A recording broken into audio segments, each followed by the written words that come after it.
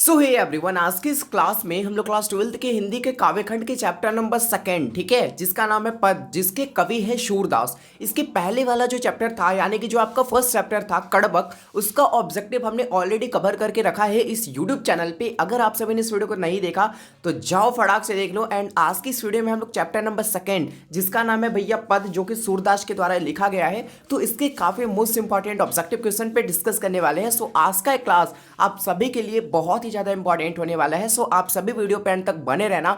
And video को अभी तक आप सभी ने लाइक नहीं करा तो फटाक से वीडियो को लाइक कर लो एंड साथ में चैनल को सब्सक्राइब एंड बेल आइकन को प्रेस। आइए शुरू करते हैं। तो दोस्तों, सबसे पहला जो क्वेश्चन है आप सभी के सामने कि साहित्य लहरी किनकी रचना है। ठीक है, साहित्य लहरी ये जो रचना है वो किनकी है? सूरदास की है, जयसी की है, कबीरदास की है, तुलसीदास की है? सिंपल सी बात है भैया, साहित्य लहरी जो रचना है वो है सूरदास की। सो ये वाला ऑप्शन आप सभी के सामने करेक्ट हो जाएगा। चलो जी, नेक्स्ट क्वेश्चन सेकंड नंबर कि सूरदास की रचनाओं की भाषा क्या है। यानी कि जिस तरीके से हमने देखा था कि मतलब कल की क्लास में जो जायसी जी थे उनकी जितनी सारी भी रचनाएं थे वो मैक्सिमम अवधी भाषा में थे। ठीक है, तो सूरदास की रचनाओं की भाषा क्या है? उसी तरीके से सूरदास की रचनाओं की भाषा है ब्रज भाषा। सो बी वाला ऑप्शन आप सभी के सामने करेक्ट हो जाएगा। चलो जी, 3 नंबर क्वेश्चन है आप सभी के सामने कि सूरदास के गुरु का क्या नाम था। ठीक है, सूरदास के गुरु, ठीक है, सूरदास के गुरु का क्या नाम था? नरहरि दास, वल्लभाचार्य, आनंद दास या फिर नरहरि दास? ठीक है, फिलहाल तो ए ऑप्शन और डी ऑप्शन मुझे सेम दिख रहा है, लेकिन हमें वो शब्द से क्या मतलब, हमें तो ऑप्शन मिल गया ना भैया बी वाला। ठीक है, वल्लभाचार्य थे, सूरदास के गुरु जी का क्या नाम था? वल्लभाचार्य। तो बी वाला ऑप्शन आप सभी के सामने करेक्ट हो जाएगा। 4 नंबर क्वेश्चन कि सूरदास किस मार्ग में दीक्षित, दीक्षित मतलब एक तरीके से कह सकते हो ना किसी भी मार्ग में एक्सपर्ट। ठीक है, तो सूरदास जी किस मार्ग में दीक्षित हुए? अष्टछाप, संत मार्ग, पुष्टि मार्ग? कोई नहीं। तो जो सूरदास थे हमारे वो किस मार्ग में दीक्षित हुए थे? वो हुए थे पुष्टि मार्ग में। सो सी वाला ऑप्शन आप सभी के सामने सही हो जाएगा। नेक्स्ट क्वेश्चन 5th नंबर की सूर सागर किनकी रचना है। ठीक है, देखो नाम में चीजें इनकी दिख जाती है क्लियर क्लियर यार। जितने भी सूरदास की रचनाएं हैं उनका नाम स्टार्ट होता है, पता है क्या? सूर सागर, साहित्य लहरी। ठीक है, इस तरीके से स से स्टार्ट होता है। तो फिलहाल यहाँ पे सूर दिख रहा है ना, तो सूर डायरेक्ट मारो सूरदास। सूरदास किनकी रचना है? सूरदास की। सो ए वाला ऑप्शन आप सभी के सामने सही हो जाएगा। 6 नंबर क्वेश्चन है आप सभी के सामने सूरदास की कृति, कृति एक तरीके से कहते हो, कह सकते हो रचना। ठीक है, तो इनमें से कौन सी ऐसी रचना है जो कि सूरदास की है? प्राणभंग, जय, द्रथवध, साहित्य लहरी या फिर बरबे रामायण? तो मैंने अभी आपको क्लियर करा ना, सूरदास, साहित्य लहरी, सूर सागर, कहीं भी आपको दिख जाए सब जितने सारे भी रचनाएं हैं सब सूरदास की है। ठीक है, सो सूरदास की कृति कौन सी है? इसमें इसमें कौन सी है? साहित्य लहरी। ठीक है, सो सी वाला ऑप्शन आप सभी के सामने सही हो जाएगा। चलो जी, लाइक शेयर एंड फॉलो। ठीक है, लाइक शेयर एंड फॉलो क्या करते हो भाई? क्या करते हो आप सभी भाई? लाइक कर दिया करो एंड सब्सक्राइब कर दिया करो। बिकॉज मैं ये नहीं बोल रहा ना कि देखो मैं, मेरा कोई वैसा इनिशियल पॉइंट नहीं है ना कि भाई मेरे चैनल पे मान लो कभी इन द फ्यूचर, ठीक है, और वैसे मैं छोटे टारगेट तो लेके चलता नहीं हूँ। बिकॉज हमें बिहार को चेंज करना, तो उसके लिए हमारी जो टीम होनी चाहिए ना वो बहुत बड़ी होनी चाहिए एक तरीके से, तब जाके हम लोग मिल के साथ में अपने इस बिहार को टॉप पे ले जा सकते हैं। राइट, सो इसके लिए हमें बहुत बड़ी टीम बिल्ड करनी पड़ेगी। उसके लिए जितना जितना मेंबर, मतलब जितना हमारी जो यूट्यूब फैमिली है वो जितना ज़्यादा बड़ी होगी ना, वो उस चीज़ के लिए मैं बोल रहा हूँ। तो आप सभी सब्सक्राइब कर देना। ठीक है, एंड साथ में मिलकर आप सभी अपनी क्लास 12 की तैयारी, क्लास 12 से रिलेटेड जो भी अपडेट वगैरह होती है बिहार बोर्ड की तरफ से, जो भी चीज़ें आती है अपडेट वगैरह, उसके लिए आप हमें सब्सक्राइब कर सकते हो। एंड अपने इस बिहार को टॉप पे देखने के लिए, अपने इस बिहार को बदलने के लिए आप हमें सब्सक्राइब कर सकते हो। क्योंकि मैं क्या कर रहा हूँ भाई, अपने बिहार के एजुकेशन सिस्टम को सही करने की कोशिश कर रहा हूँ। चाहे वो फील्ड हमारा कोई भी हो, ऑफलाइन हो, ऑनलाइन हो, ये सब चीज़ें पे ऊपर मैंने डिस्कस करी है। संडे स्पेशल करके एक वीडियो होगी, वहाँ पे जो जातिवाद से रिलेटेड, ठीक है, बिहार की गरीबी से रिलेटेड, एजुकेशन सिस्टम से रिलेटेड बहुत सारी चीज़ों के बारे में हमने डिस्कस करा है। सो जाके आप देखना एक बार जरूर। चलो जी, बाकी आइए हम लोग 7 नंबर क्वेश्चन को डिस्कस करते हैं। सूरदास के पदों में कौन सा रस है? यानी कि जो सूरदास है ना उनके पदों में कौन सा रस है? तो वो उनके पदों में रस है भैया वात्सल्य रस। सो बी वाला ऑप्शन आप सभी के सामने सही हो जाएगा। 8 नंबर क्वेश्चन है कि भगवान श्री कृष्ण किस कवि के पूज्य थे? ठीक है, यानी कि देखो जो सूरदास थे ना वो भगवान श्री कृष्ण के क्या थे भैया? पुजारी एक तरीके से कह सकते हो। ठीक है, भक्त थे, उनके बहुत बड़े भक्त थे। यहां तक कि वो कहते हैं, कविता के लास्ट में कहते हैं, पंक्ति एक ऐसा है, वो कहते हैं क्या है कि भैया मुझे किसी भी चीज़ की भूख नहीं है, ना मुझे प्रेम चाहिए, ठीक है, ना मुझे मोह माया में रहना है, मुझे चाहिए वो चाहिए केवल कृष्ण की जूठन। ठीक है, ये जो आप चैप्टर पढ़ोगे तो फिलहाल आपको आइडिया आ ही जाएगी। ठीक है जी, चलो, तो भगवान श्री कृष्ण किस कवि के पूज्य थे? तो वो थे भैया सूरदास के। ठीक है, सो ए वाला ऑप्शन आप सभी के सामने सही हो जाएगा। चलो जी, 9 नंबर क्वेश्चन कि सूरदास का जन्म कब हुआ था? ठीक है, सूरदास का जन्म कब हुआ था? तो 1478 में, 1487 में, 1478 में, 1480 में। तो 1478 हमें ऑप्शन ए में भी दिख रहा है और ऑप्शन सी में भी दिख रहा है। क्या करा जाए, आंसर भी आपका यही है 1478। लेकिन एक चीज़ याद रखना, चलो ए कर लो या फिर सी कर लो, सब सही है, लेकिन एक चीज़ मैं आपको क्लियर कर दूं, ये जो आपका जन्म तिथि है ना, ये आपका अनुमानता है, यानी कि एग्जैक्ट नहीं है ना कि सूरदास का जन्म आपका 1478 में ही हुआ था, इसके आगे पीछे भी हो सकता है, ठीक है।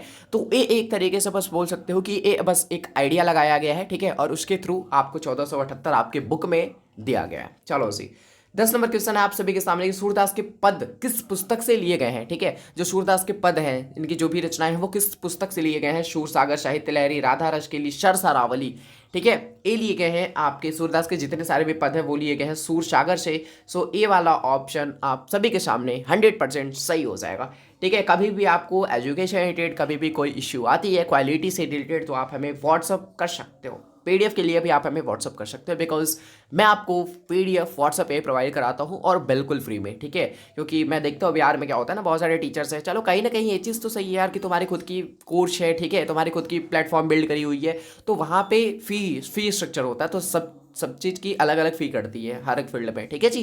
तो वो चीज़ तो खैर सही है, लेकिन अब पीडीएफ के लिए यार बच्चों से पैसे ले रहे हो तुम लोग, तो ये तो बहुत मतलब एक तरीके से कह सकते हो ना, तुम पाप कर रहे हो यार बहुत बड़ी, ठीक है। अब इसको मैं टीचर नहीं मानता यार, अब यूट्यूब पे तुम काम कर रहे हो as a YouTube creator, teacher कहाँ से? टीचर नहीं, टीचर हाँ ठीक है, मैं मानता हूँ तुम टीचर हो, चलो पीडीएफ तो कम से कम बच्चों को यार फ्री में प्रोवाइड कराओ, लेकिन वो चीज़ भी इनसे नहीं हो पाती, सो क्या ही बोल सकते हैं। चलो कोई नहीं। सूरदास का जन्म कहाँ हुआ था, ठीक है, सूरदास का जन्म कहाँ हुआ था? बनारस के निकट पीही नामक गांव में, पंजाब के निकट सीटी नामक ग्राम में, हरियाणा के निकट पीही नामक गांव में, और दिल्ली के निकट शीही नामक गांव में। बताओ जितना जल्दी हो सके तो सूरदास का जन्म कहाँ हुआ था? तो सूरदास का जन्म हुआ था दिल्ली के निकट सीही नामक गांव में। सो डी वाला ऑप्शन आप सभी के सामने 100% सही हो जाएगा। चलो जी, 12 नंबर क्वेश्चन कि सूरदास की अभिरुचि किस काम में थी, ठीक है। यानी कि जो सूरदास थी उनकी अभिरुचि, अभिरुचि कहने का मतलब इंटरेस्ट, ठीक है, यानी कि उनकी सबसे ज़्यादा मतलब मन पसंदीदा चीज़। तो अभिरुचि किस काम में थी? पर्यटन में, सत्संग में, कृष्ण भक्ति एवं वैराग, उपयुक्त सभी। डी वाला ऑप्शन आप सभी के सामने 100% सही हो जाएगा। सूरदास के दीक्षा गुरु कौन थे? अगर आपसे पूछते हैं कि सूरदास के गुरु कौन थे या फिर दीक्षा गुरु पूछते, वही यार महाप्रभु वल्लभाचार्य, ठीक है। तो ए वाला ऑप्शन इज करेक्ट। आगे आ जाओ जी 14 नंबर क्वेश्चन के, सूरदास किस काल के कवि थे? देखो एक चीज मैंने आपको क्लियर करी है, जायसी, ठीक है, जायसी से लेके जायसी, शूरदास, तुलसीदास, नाभादास, ये जितने यार दास वाले हैं ना, ये सबके सब भक्ति काल से रिलेट करते हैं, ठीक है, सबके सब कहाँ से हैं? भक्ति काल से हैं। सो ये वाला ऑप्शन आप सभी के सामने सही हो जाएगा। चलो जी, और कल मैंने हिंदी का टेस्ट लिया था आप सभी, आपने टेस्ट को सबमिट करा यूट्यूब पे ही, टेस्ट को सबमिट करा तो नीचे कमेंट करना हाँ, नहीं करा तो जाओ फटाक से दो, ठीक है। और 30 ऑब्जेक्टिव थे, उसमें से बताना कि आपके कितने सही हुए। चलो जी 15 नंबर क्वेश्चन की ओर कि ब्रज भाषा की विशेषता क्या थी? यानी कि एक होती है ना कि भाई तुम्हारा नाम है शिवम या फिर अनुराग, तो भाई तुम बताओ तुम्हारी विशेषता क्या है, तुम्हारे अंदर वो कौन सा टैलेंट है, तुम्हारे अंदर वो कौन सा गुण है जो मैं तुझे हायर कर लूँ अपनी कंपनी में। इस तरीके से लोग बोलते हैं ना, मान लो किसी की बहुत बड़ी कंपनी है, जैसे मान लो आप किसी भी कंपनी में जा रहे हो विजिट करने के लिए, ठीक है, या फिर एक तरीके से मान लो जॉब के लिए जा रहे हो कंपनी में, राइट। अब वहाँ पे जाओगे, वहाँ का जो भी इंटरव्यूअर होगा नॉर्मल, तो सबसे पहले आपसे इंटरव्यू लेगा, फिर आपसे पूछेगा कि भाई तुम्हारे अंदर वो कौन सी टैलेंट है, ठीक है, तुम्हारे अंदर वो कौन सी टैलेंट है, तुम्हारे अंदर वो कौन सी कला है, तुम्हारे अंदर वो कौन सी गुण है जिसको देख के मैं तुझे हायर कर लूँ अपनी इस कंपनी में, ठीक है। तो ये चीज़ अगर आपके अंदर है टैलेंट, तो वही चीज़ पूछ रहे हैं कि ब्रजभाषा की आखिर कौन सी विशेषता रही थी भाई, ब्रजभाषा के अंदर कौन सी ऐसी गुण है, ठीक है, कोमलता की, लालित्य की, पावित्र की, उपयुक्त सभी। तो उपयुक्त सभी यार डी वाला ऑप्शन आप सभी के सामने सही हो जाएगा। 16 नंबर क्वेश्चन, सूरदास किस चीज़ की बुक है? मैंने चीज़ आपको बोल रखा था कि भाई लास्ट पंक्ति एक ऐसी है जिसमें सूरदास कहते हैं कि ना मुझे भैया प्रेम की बुक है, ना काव्य रचना की बुक है, किसी भी चीज़ की मुझे भूख नहीं है सिवाय कृष्ण के जूठन की। सो ए वाला ऑप्शन आप सभी के सामने 100% सही हो जाएगा। 70 नंबर क्वेश्चन की कौन सी रचना सूरदास की है? आपके सामने दिए गए हैं 4 ऑप्शंस, इनमें से आपको बताना है कि इनमें से ऐसी कौन सी रचना है जो सूरदास की है। चलो जी, सतसई नहीं जी, दोहावली नहीं, गीतावली, शूर सागर है इनकी। सी वाला ऑप्शन आप सभी के सामने सही हो जाएगा। ये सब वाली जितने देख रहे हो ना, गीतावली, दोहावली, ठीक है, ये सब है तुलसीदास के। नेक्स्ट चैप्टर में देखोगे तो ऐसे ही ऑब्जेक्टिव आपको मिलेंगे, क्लियर मैं बता रहा हूँ। आ जाओ जी, जागिए ब्रजराज कुंवर कवल कुसुम्ब फूले, यह पंक्ति किस शीर्षक कविता की है, ठीक है। तो जो यशोदा माता होती है ना, वो क्या कहती है, जगाती है उन्हें, अपने पुत्र को, कृष्ण भगवान को, ठीक है, कि जागिए ब्रजराज कुंवर कवल कुसुम्ब फूले, ठीक है, तो ये चीज़ करके इस तरीके से जगाती है वो। तो ये शूरदास के पद के हैं। सो ए वाला ऑप्शन आप सभी के सामने सही हो जाएगा। 19 नंबर क्वेश्चन देख लो कि सूरसागर किस भाषा में रचित है। बिकॉज ये चीज़ मैंने आपको क्लियर कर रखी है ना कि सूरसागर के जितने सारे भी आपके रचना है वो मैक्सिमम ब्रज भाषा में है। सो सूरसागर भी ब्रज भाषा में ही है। सो सी वाला ऑप्शन आप सभी के सामने सही हो जाएगा।